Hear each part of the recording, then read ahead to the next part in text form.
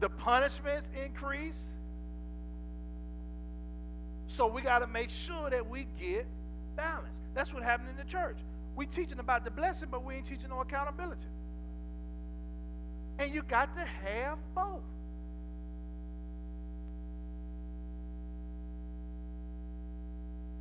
And Solomon awoke, and behold, it was a dream, and it came to Jerusalem, and he stood before the ark of the covenant of the Lord, and offered a burnt offerings, and offered peace offerings, and made a feast to all his servants.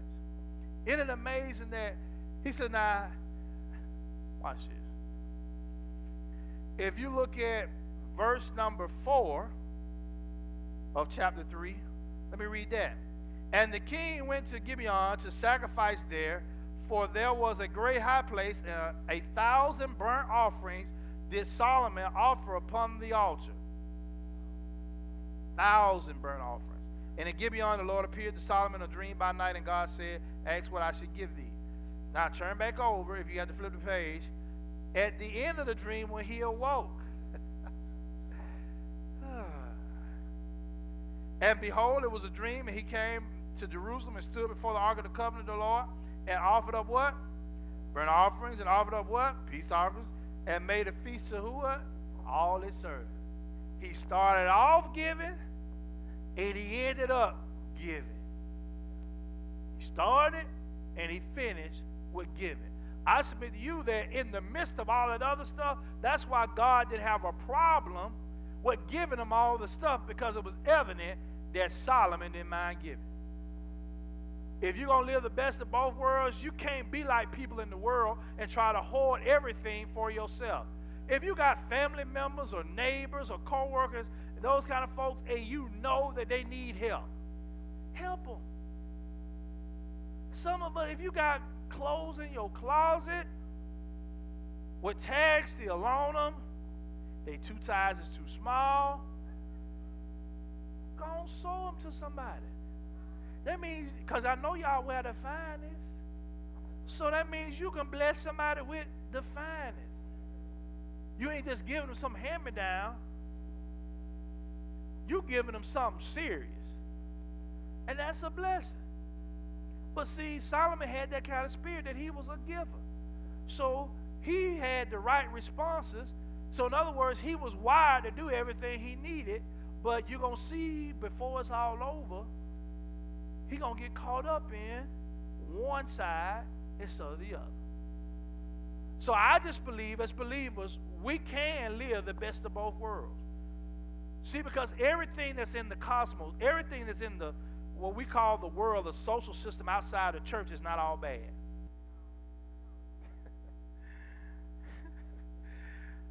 That's right. You got to have some wisdom, some knowledge. It's not all bad. What you mean? Because if that was the case, then some folks, oh, Lord, I got to say this. All right, I will. Well, because you got some people that don't get blood transfusions and all that kind of stuff.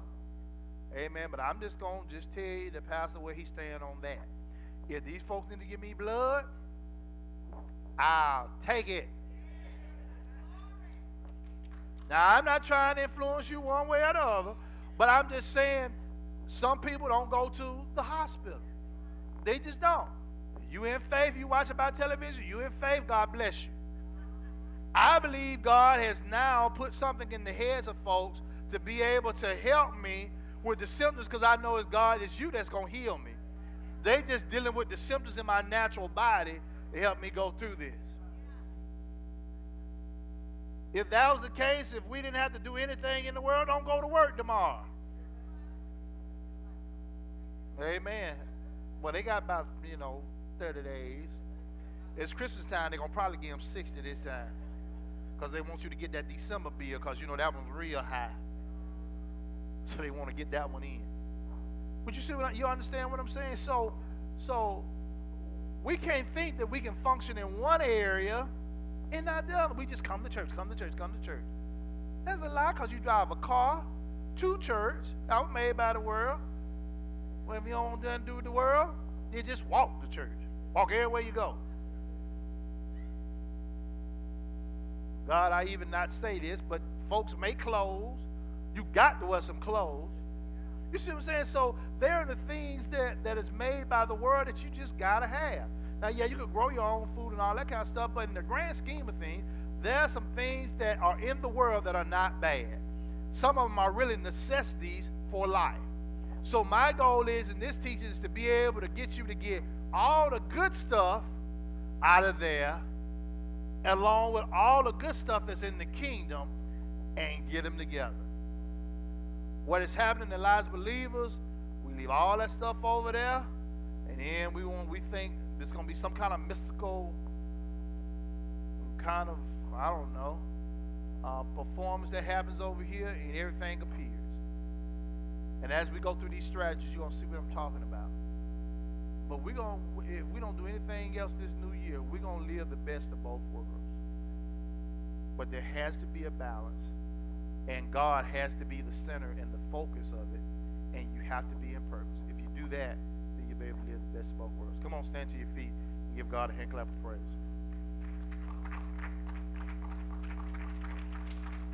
Come on, repeat after me. Say, Father, I thank you that I am living the best of both worlds.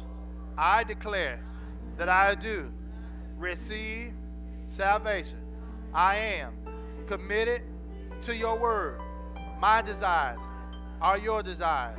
And I declare that wisdom is the principal thing. But in all my getting, I will get understanding. I declare that I'm saved, set apart for you, and I am committed to the Good Shepherd.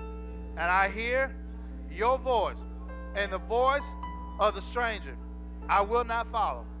Therefore, I declare with all boldness and a loud voice that I am the redeemed of the Lord, and I have said so. Amen.